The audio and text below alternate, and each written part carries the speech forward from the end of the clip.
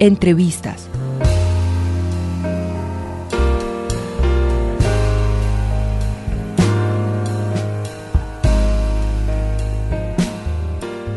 Bueno, estamos con Liliana Angulo, quien es la directora del Museo Nacional de Colombia, ya una amiga de estos micrófonos. Liliana, bienvenida a la HJCK. Muchas gracias, Camila, por la invitación y muchas gracias a la HJCK por visitarnos nuevamente en el museo. Liliana, estás casi que recién desempacadita en este cargo muy importante para todos nosotros en el área cultural, tu llegada al museo, y quiero saber cómo fue tu recibimiento de este nombramiento y cómo llegaste aquí al Museo Nacional. Bueno, pues ante todo, pues bueno, para mí fue una gran sorpresa porque, como yo le he dicho a varias personas, pues ni en mis sueños más salvajes me había imaginado yo dirigir el Museo Nacional, lo cual es un gran reto y una gran oportunidad. Fue un momento muy complejo por todas las situaciones que se dieron con el cambio en la dirección, pero también pues por, digamos, la situación de los equipos en ese momento. Fue un poco agridulce, debo decir, porque claro, por un lado era mucha gente manifestándome su apoyo, manifestando su alegría de saber que yo entraba como directora al museo, pero también, sí, con todas las complejidades que vivió el museo en ese momento, pues fue difícil, fue un momento duro. ¿Cómo fue afrontar ese cambio, Liliana? Porque si bien tú ya estabas en una parte directiva del Museo Afro, tenías todo un recorrido, digamos, museístico, museal, como no solo como artista, sino también de la parte casi que oficina, que a veces es muy distinto a como uno piensa que es, y luego afrontar lo que pasó con la llegada tuya al cargo. Pues sí, yo venía trabajando en un rol de liderazgo dentro del proyecto del Museo Afro, yo estaba como una de los co-curadores y digamos que en ese sentido pues yo ya venía trabajando en el Museo Nacional. El proyecto Museo Afro es un equipo grande del museo, entonces tenía la oportunidad pues de conocer a todos los colegas y a los diferentes equipos. Entonces en ese sentido digamos que fue una transición tranquila, que también pues eso fue un gran factor para que yo aceptara como que el museo pudiese seguir de la manera más suave, digamos, como esa transición. Pero digamos que sí, por otro lado, pues claro, muchos cambios que se requieren en el museo que son estructurales, o sea, como comprender también las complejidades de lo que implica lo que el museo necesita para ser un museo del siglo XXI y para poder seguir avanzando en su misionalidad e irse ajustando a los tiempos, también a lo que se está proponiendo pues en el plan de desarrollo actual y cómo el museo se articula ahí. Entonces, digamos que sí ha sido un proceso, pues porque también perdimos 2 meses, ha sido un proceso pues bastante acelerado de ajuste. Claro. Liliana, una de las grandes consignas que tiene el Ministerio de Cultura en cabeza de Juan David, el ministro, es la descentralización de la cultura desde todas sus áreas, literatura, arte, cine, y el museo es esa gran entidad que busca también esa descentralización. Quisiera que habláramos de eso y de cómo acoges tú esa posición del ministerio.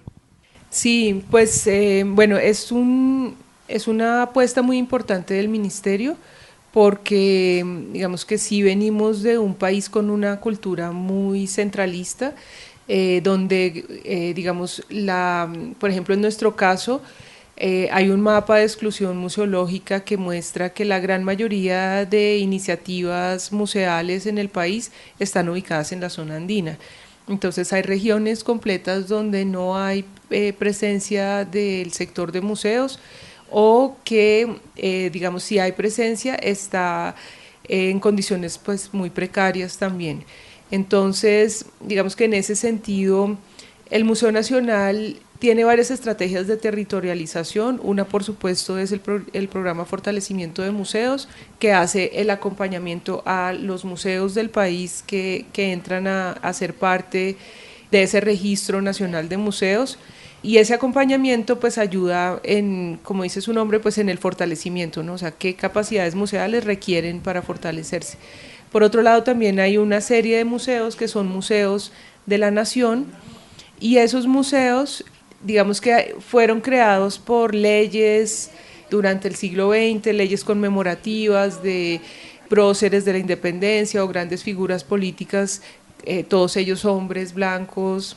Claro. Entonces, esos museos, una de las apuestas grandes del Museo Nacional es precisamente ayudarlos a que cada vez adquieran más autonomía y también se fortalezcan en sus capacidades museales, es decir, que hayan unos equipos, que esos equipos estén formados, que además de eso pues tengan unos planes museológicos sólidos que se articulen con la situación de sus regiones y que en esa medida digamos que sean también una forma de presencia del Ministerio de Cultura pues en esos territorios. Y por otro lado están posibilidades que se van abriendo como el mismo Museo Afro, que es una apuesta para crear un museo que puede ser un museo territorializado, que puede hacer presencia en lugares importantes dentro de la historia afro del país, y que además pues nos plantea la posibilidad de crear museos, o sea, dónde necesitamos crear museos, por qué es pertinente crear museos en el país. Entonces, dentro de todo esto, nosotros desde el Museo Nacional nos relacionamos con diversas redes, nos relacionamos también formalmente, digamos, pues con la Mesa de Museos, con el Consejo Nacional de Museos del país, que es una instancia representativa ante el Ministerio, y digamos que en esa medida pues vamos tejiendo. Hay muchas necesidades y también pues mucha creatividad, tenemos también muchas ganas de hacer muchas cosas en muchos territorios. Liliana, uno de los como de los aspectos más importantes que lo hablábamos en las conversaciones de museo que tuvimos en el pasado aquí, era esa deuda que tiene el museo con la representación de toda la nacional, o sea, de todo el territorio nacional. Y tú lo acabaste de mencionar, es muy fácil encontrar un museo en Medellín, por ejemplo, pero muy difícil encontrarlo en Vaupés, o en Quibdó, o en Mompox, incluso, ¿no? Como en estas provincias que ni siquiera es que sean alejadas, va más allá del alejamiento, sino que han estado de por sí alejadas por la política y por todos los componentes sociales que hemos vivido como país. ¿Qué piensas tú como directora ahora de esa gran deuda de la que hablábamos también con los artistas de esas partes del país? Porque, claro, hablamos de no hay museos, pero también es donde están las obras de esos artistas. Sí, pues bueno, nosotros, una de las apuestas que yo tengo en la dirección es que revisemos la colección y revisemos pues cuáles son esos vacíos, esos silenciamientos, esas exclusiones. Entender cómo se ha conformado la colección permite ver que efectivamente pues no solamente digamos en la colección de arte, sino en general en la colección de historia, en la colección de etnografía, en la colección de arqueología, hay territorios, grupos sociales, personas que no están representadas allí. Entonces, en este momento nosotros estamos haciendo un diagnóstico de las colecciones que se va a ir haciendo en fases, pues porque también el museo tiene 200 años, luego tratar de abordar toda la colección en un solo momento es difícil, entonces Claro. en esta fase vamos a estar revisando a partir de la Constitución del 91 hasta nuestros días, digamos, cuál ha sido como el comportamiento de la colección y qué tenemos. Eso pensando pues en que el país entró a definirse como un país pluriétnico, multicultural, entonces queremos ver qué entró a la colección después de la nueva constitución. Y digamos que en esa revisión queremos plantear una política de colecciones que realmente el museo nunca la ha tenido, o sea, el museo se conformó con donaciones, obviamente su colección fundacional pues eran unas élites que entregaron Claro. una serie de objetos, era como un gabinete de curiosidades, y que eso ha ido evolucionando también con esa construcción de la idea de nación. Con esa política de colecciones nosotros esperamos hacer también un plan de adquisiciones, o sea, qué cosas deberían entrar a la colección del Museo Nacional y qué debería estar aquí. Esto pensando en la sede del Panóptico, donde estamos en este momento en Bogotá, pero eso también pensando en los museos de las regiones. Entonces, por ejemplo, tenemos el Museo del General Santander que está en Villa del Rosario, en Norte de Santander. Entonces también cómo esos museos articulan esa colección que tienen, que es una colección sobre todo histórica, con sus lugares y con cómo ese personaje o ese, digamos, ese territorio piensa su historia y piensa su cultura y pues qué debería estar representado en las regiones desde una perspectiva, por supuesto, interseccional, o sea, donde están las mujeres, Claro. también que dejen de ser o dejemos de ser museos adultocentristas, que todo es pensado pues, para una población adulta de una cierta edad, porque tampoco es que estemos tan cercanos a los adultos mayores o digamos, ahí hay muchas posibilidades. Liliana, algo que siempre me ha causado mucha curiosidad y hace poco tuvimos la oportunidad de estar en Mocoa hablando sobre la vorágine y estuvimos en uno de los museos que hay en Mocoa. Y yo pensaba como en los distintos patrimonios u obras, más allá del cuadro que uno considera que en un museo simplemente debe haber o cuadros exhibidos o piezas modeladas en barro o arcilla. Y en un país como Colombia, que un tejido wayú tiene casi que la misma significancia que una obra de Botero, ¿cómo pensarse esos diferentes aportes del arte? Sí, pues bueno, aquí nosotros también nos estamos haciendo ese tipo de preguntas porque, por ejemplo, en el Museo Nacional la colección de arte pues siempre se entendió desde las bellas artes, es decir, la pintura, la escultura, el dibujo, el grabado, pero cómo pensarnos una colección que sea, por ejemplo, cómo se guarda la danza, o sea, Exacto. cómo pensar o sea, cómo el país puede conservar las prácticas performativas o cómo el país puede pensar en conservar la gastronomía, o sea, de qué manera nosotros podemos también que ese otro tipo de prácticas entren al museo, que nos hace muchas preguntas, porque uno puede decir con la danza, por ejemplo, que lo hablábamos hace unos días con Rafael Palacios de Sancofa. O sea, uno puede pensar con la danza, se guarda un video, pero también, no sé, hay maneras, así como se hace notación para la música, se Claro. puede hacer notación para la danza, o los acervos de los procesos de creación de danza afrocontemporánea, o muchísimas prácticas que en este momento no están. Y también cómo las categorizamos, porque por ejemplo en la colección de etnografía, digamos, por ejemplo, hablando de las mochilas o de los tejidos guayú, digamos que se han entendido de manera distinta, no se entienden como arte, sino que se entienden como objetos etnográficos. Sí. Y eso, digamos que en sí mismo nos plantea muchas preguntas porque es una mirada desde la academia, Claro. o sea, digamos, quién categoriza eso, por qué las comunidades no participan, cómo lo categorizaría, digamos, la misma gente guayú. Que incluso, Liliana, perdón, te interrumpo, es una mirada clasificatoria 100% eurocentrista, ¿no? Que decide que el arte es una cosa y lo otro es etnográfico, responde al trabajo de un antropólogo o antropóloga que recoge cierta información de una comunidad. Completamente de acuerdo, sí. Y efectivamente, digamos que hemos tenido conversaciones muy interesantes también porque esas preguntas también se les está haciendo Museo Afro. Y, por ejemplo, no sé si tú recuerdas que en el 2018 se quemó el Museo Nacional de Río de Janeiro en Sí. Brasil, que se quemó todo y se quemaron todas las colecciones. Y en este momento, por ejemplo, ese museo está haciendo un proceso de reconstrucción de colecciones con las comunidades. Obviamente las colecciones que ellos tenían, que también era un museo muy antiguo como este, eran colecciones que pues ellos no hablan de coloniales sino más bien imperiales, o sea, no eran colección colonial sino imperial, porque pues los reyes de Portugal se fueron a vivir a Brasil y entonces era un museo de, digamos, pues que también tenía, digamos, muchos saqueos, mucha usurpación, o sea, como Claro. muchas cosas pues de ese momento histórico. La misma gente dice que ese museo lo quemaron los orichas, o sea, ese museo lo quemaron los ancestros.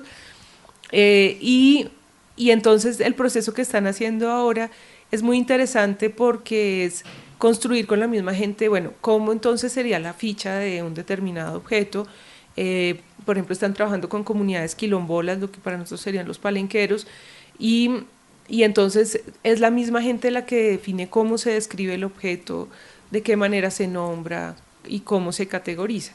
Entonces, ese tipo de procesos y ese tipo de intercambios nos enseñan mucho, porque digamos que nosotros sí tenemos esas, o sea, el equipo del museo está pensando estas cosas, tenemos que actualizar nuestras herramientas también para Claro. que se ajusten a esas nuevas perspectivas.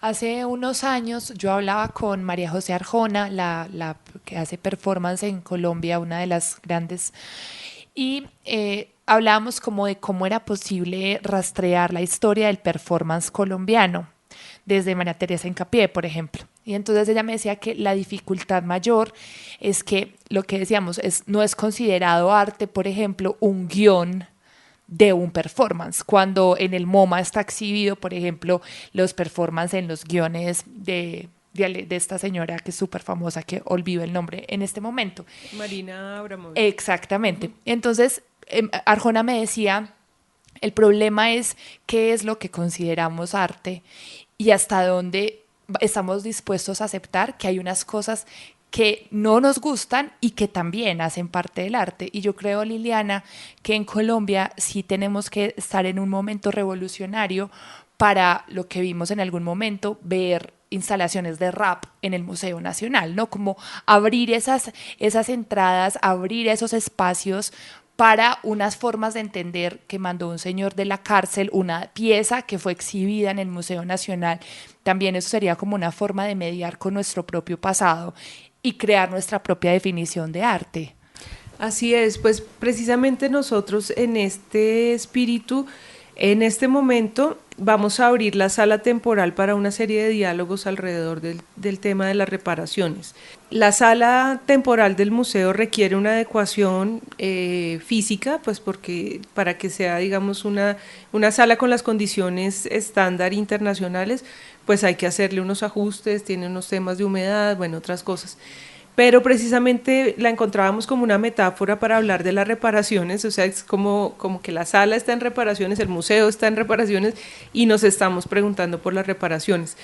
Entonces, queremos hacer una serie de diálogos porque un poco la pregunta es, bueno, ¿es este realmente el museo de todos los colombianos? Porque pues hay mucha gente que de entrada te va a decir que no, de todos los colombianos, porque tuvimos un diálogo muy interesante en mayo y junio con la comunidad MISAC alrededor del Gonzalo Jiménez de Quesada que está en la sala, porque lo habíamos pedido para una exposición, pero pues ellos iban a conmemorar precisamente el derribamiento de la estatua, y entonces, claro, eso generaba todo tipo de preguntas respecto a, digamos, a cómo la comunidad MISAC ve, por ejemplo, ese tipo de patrimonios, claro, y cómo ellos no se sienten representados dentro del museo, pero también cómo pudieron durante este tiempo, esos 2 meses, habitar el museo y precisamente hablarnos de reparación desde la perspectiva que ellos la ven. Ellos incluso usan el término autorreparaciones. Entonces, yo siento que el museo se está haciendo esas preguntas y también estamos buscando mecanismos para que podamos hacer cambios estructurales y que eso esté allí. O sea, que las personas que cuestionan al Museo Nacional también nos puedan decir por qué lo cuestionan y de qué manera podrían sentirse representados dentro del museo. Eso es trascendental en un país con nuestra historia, como poder tener los espacios, Liliana, para preguntarle a sus instituciones, ¿no? Como para instar a la institución. Creo que valida mucho más la institucionalidad que tratar de omitir cualquier, no más allá de disgusto, es pregunta, ¿no? Como yo soy de Río Negro, Antioquia, y pienso en eso. En Río Negro no hay un museo, hay uno como de Juan del Corral, que nadie sabe bien quién es Juan del Corral. Y me pregunto, de pronto también habría que hacer una pregunta trascendental en la educación colombiana, y es, ¿qué tanto sabemos de museos en Colombia, no? que tanto sabemos que los museos son espacios de representación total, no solamente el Museo Británico que pues saqueó cualquier lugar o el Louvre que tiene la Mona Lisa, sino, bueno, un montón de espacios que podrían generar otras preguntas. Y Liliana, yo no sé si esto sea muy cursi, pero a mí me parece maravilloso que también sea un artista la persona que dirija el museo, es decir, tiene una mirada, pues al fin y al cabo más completa del Museo Nacional, ¿no? Pues sí, para mí digamos que el ser artista me da una perspectiva exactamente, o sea, me da como una forma de ver también la institución. Por ejemplo, o sea, a nosotros los artistas nos pasa que nos invitan a una exposición y entonces es como si nos estuvieran haciendo un favor, entonces no hay ni siquiera consideraciones a veces de honorarios o de materiales, o sea, ahí yo sé, y me ha pasado a mí, a muchos artistas, que a veces uno termina poniendo hasta la puntilla para Claro. colgar la obra, y eso habla mucho, digamos, también cómo los museos también tienen que evolucionar en su relación pues, con el sector cultural en general.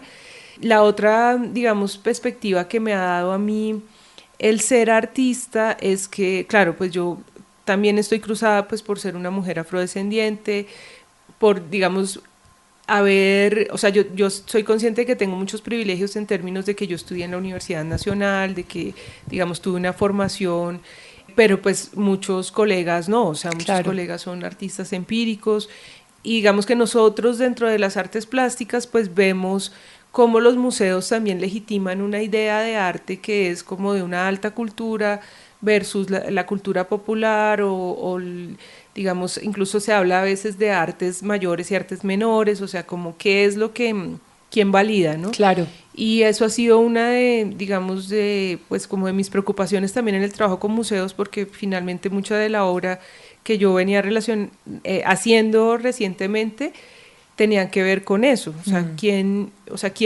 entra al museo y por qué entra o no entra alguien al museo, y también al interior del museo cómo se manifiestan esas exclusiones, o sea, cómo el racismo estructural o esas exclusiones estructurales de género se manifiestan.